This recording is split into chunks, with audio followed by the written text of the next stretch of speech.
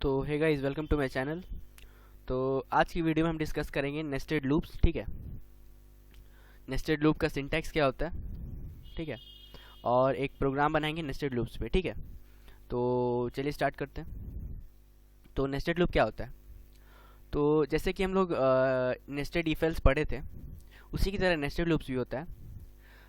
A loop inside a loop placed inside a loop is called nested loop. ठीक है, एक loop किसी भी लूप के अंदर प्लेस्ड है, मतलब रखा गया है, उसको नेस्टेड लूप कहते हैं। अब हम लोग इसमें जनरली कौन सा लूप यूज़ करते हैं? तो हम लोग जनरली यूज़ करते हैं नेस्टेड फॉर लूप यूज़ करते हैं। ठीक है, फॉर लूप यूज़ करते हैं नेस्ट करने के लिए। ठीक है, क्योंकि क्यों यूज़ करते हैं? क्योंकि वो बहुत ईजी होता है इम्प्लीमेंट करने के लिए। अब इसका सिंटैक्स क्या है? तो देखिए, पहले होगा आउटर लूप। आउटर लूप का ब्लॉक स्टार्ट होगा। ठीक है, अब इसके अंदर जो कोड है वो लिखा जाएगा। ठीक है, उसके बाद इनर लूप स्टार्ट होगा, उसके अंदर जो कोड है वो लिखा जाएगा। ठीक है, उसके बाद इनर लूप का कोड एंड होगा, उसके बाद फिर आउटर लूप का कोड होगा, और फिर ये आउटर लूप का कोड का ब्लॉक बंद हो जाएगा। अब ये लूप कैसे रन करेगा, तो एक बार समझा देते रन कैसे करेगा। तो पहले इनर लूप में आएगा, देखिए कंडीशन चेक करेगा, कंडीशन ट्रू हुआ तो अंदर घुसेगा। फिर इनर लूप का एक बार पूरा जितना बार भी कंडीशन ट्रू हुआ वो इनर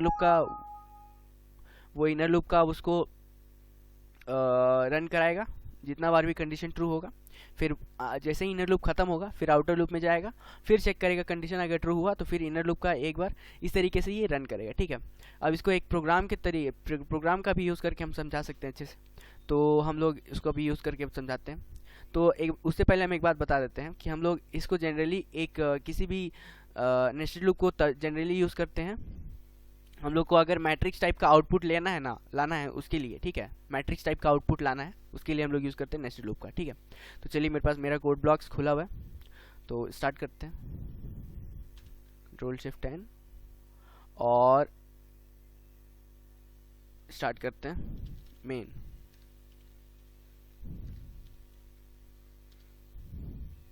पहले इसको सेव कर लेते हैं, नेस्टेड लूप डॉट सी। ठीक है,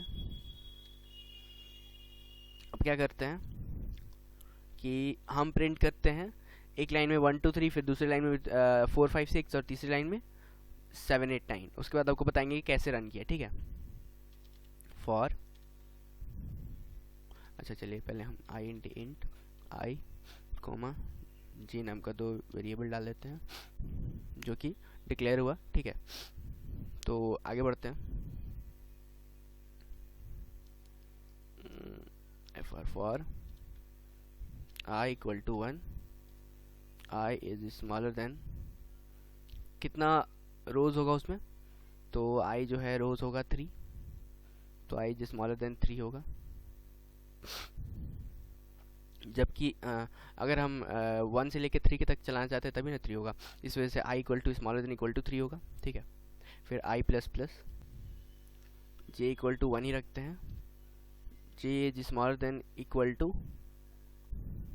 3 रखते हैं, और j प्लस प्लस। ठीक है, ये हो गया। अब एक और वेरिएबल हम डिक्लेयर कर लेते हैं जिसका इनिशियल वैल्यू होगा 1। ठीक है, अब क्या करेंगे, printf printf %d और यहाँ पे k, और यहाँ पे हम इसके अंदर ही k प्लस प्लस करते हैं। ठीक है, और यहाँ पे हम printf, यहाँ पे हम लाइन चेंज करने के लिए क्यों डाले हैं ये भी आपको समझ में आएगा, अभी हम बताएंगे। ठीक है, तो इसको अब रन करते हैं, तो मेरा आउटपुट देखिएगा। तो देखिए आउटपुट आया 1 2 3 4 5 6 और 7 8 9 इस तरीके से। तो इसको एक और अच्छे से वो कर देते हैं, तो /t यूज़ करते हैं। हम लोग पढ़े हैं /t क्यों यूज़ होता है, /t टैब के लिए यूज़ होता है। ठीक है, तो देखिए 1 2 3 4 5 6 और 7 8 9 इस तरीके से आ गया आउटपुट। ठीक है, अब ये रन कैसे कर रहा है? देखिए पहले तो आप समझिए कि यहाँ पे वेरिएबल डिक्लेरेशन हुआ है 2 i j, और k भी डिक्लेयर हुआ है, साथ में वो इनिशियलाइज भी हो गया। इसका इनिशियल वैल्यू 1 होगा, मतलब पहला वैल्यू 1 होगा। ठीक है, अब नीचे आया i 1 है, आई को 1 से इनिशियल किए और आई को smaller than equal to 3 condition डाले, ठीक है, और आई प्लस प्लस आई बढ़ा दिए, ठीक है। तो यहाँ पे क्या होगा, आई 1 है तो आई का कंडीशन ट्रू हुआ, मतलब स्मॉलर है, आई जो है 1 है तो इसका मतलब 1 तो स्मॉल 3 होता है, इससे स्मॉलर होता है, इसका मतलब नीचे आया। अब क्या होगा कि जब जैसे ही नीचे आएगा तो फिर ये जे के ऊपर आएगा, जे का इनिशियल वैल्यू देखेगा 1 है, ठीक है, और फिर चेक करेगा कंडीशन कि क्या जे थ्री से स्मॉल है, तो हाँ जे3 से स्मॉल है, तो फिर नीचे आएगा और के को प्रिंट करेगा, यानी 1 को प्रिंट करेगा, ठीक है। फिर के को बढ़ा देगा, के को उसी लूप के अंदर बढ़ा देगा, इसका मतलब के का अब वैल्यू क्या हो गया, 2 हो गया। अब दोबारा ऊपर जाएगा, इस लूप के अंदर दोबारा ऊपर जाएगा तो क्या होगा, जे इस बार 2 हो जाएगा क्योंकि बार बार इनिशियल नहीं होता है, तो 2 हो जाएगा। तो 2 क्या 3 से स्मॉल होता है, तो हाँ स्मॉल होता है, तो फिर नीचे आएगा और के को फिर से प्रिंट करेगा जिसका वैल्यू 2 होगा, और फिर से के को बढ़ा देगा, यानी अब होगा जे जो है 3 के बराबर। फिर ऊपर जाएगा तो जे बढ़ेगा, तो जे जैसे ही बढ़ेगा, ये वाला जो कंडीशन है इसकी वजह से, ये वाला जो स्टेटमेंट है इसकी वजह से के बढ़ेगा। हम पिछले वीडियो में आपको बताए थे कि कैसे ये अपडेशन कैसे काम करता है, अपडेट वाला स्टेटमेंट कैसे काम करता है, कब काम करता है, कैसे कहाँ एक्चुअली में ये काम करता है, ठीक है। तो फिर ये 3 हो जाएगा, और 3 तो स्मॉल और इक्वल टू होता है 3 से, तो बराबर होता है 3 से, इसका मतलब फिर से अंदर आएगा और के को प्रिंट करेगा, यानी कि इसका अभी का वैल्यू 3 हो जाएगा, तो 3 प्रिंट करेगा और इस के को बढ़ा देगा, यानी 4 हो जाएगा। अब जैसे ही देखेगा कि फिर ऊपर जाएगा 4 हो जाएगा जे का वैल्यू, तो फिर से इसको वो कर देगा, टर्मिनेट कर देगा। टर्मिनेट क्यों करेगा, क्योंकि 4 का वैल्यू जे से छोटा नहीं होता है, मतलब 3 से छोटा नहीं होता है, 4 जो है 3 से छोटा थोड़ी होता है, तो वो टर्मिनेट कर देगा और नीचे आएगा तो एक लाइन ब्रेक कर देगा, ठीक है। एक लाइन ब्रेक कर दिया, जैसा कि हम लोग यहाँ पे देख रहे हैं, जैसे ही 1 2 3 आया तो एक लाइन ब्रेक किया, फिर नीचे से स्टार्ट कर दिया, तो देखिए एक लाइन ब्रेक किया, तो इसीलिए हम लोग यहाँ पे एक लाइन ब्रेक यानी स्लैश एन यूज़ किए थे ब्रेक करने के लिए, ठीक है।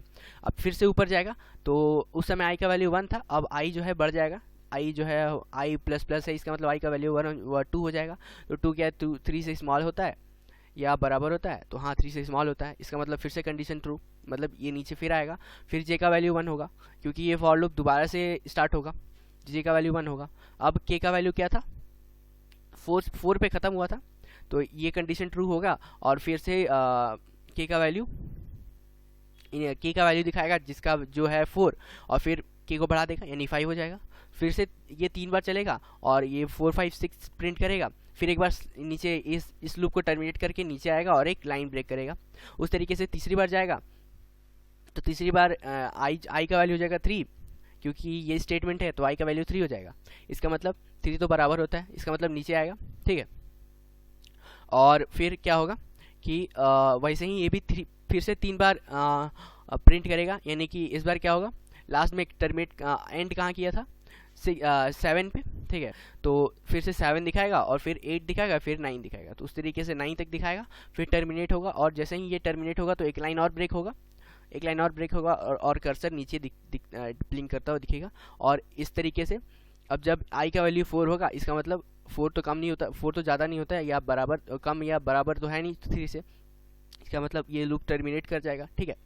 यहाँ से ये टर्मिनेट कर जाएगा, तो ये भी टर्मिनेट कर गया, इसका मतलब इसके अंदर नहीं गया, और इसका मतलब इसके अंदर नहीं गया, तो ये लूप चलेगा नहीं, तो इसका मतलब ये पूरी तरीके से बाहर आ गया। और फिर जब यहाँ बाहर आ जाएगा तो वो मेन से भी बाहर आ जाएगा, मेन के ब्लॉक से भी बाहर आ जाएगा। तो इस तरीके से आप समझ सकते हैं कि ये लूप कैसे चल रहा है, ठीक है। तो ये इसका हम आउटपुट यहीं पे ऐसे लिख देते हैं, ऐसे आपको दिखा भी दे रहे हैं। तो 1 2 3 4 5 6 और 7 8 9 इस तरीके से आया, ठीक है। तो आई होप कि आप नेस्टेड लूप के बारे में समझ गए होंगे कि कैसे नेस्टेड लूप काम करता है। हम अब आगे आने वाली वीडियोस में हम लोग आगे पढ़ेंगे, तो आगे बहुत सारे ऐसे टॉपिक्स हैं जिसके ऊपर हम लोग नेस्टेड लूप का बहुत यूज़ करेंगे। तब तक के लिए थैंक यू और बाय।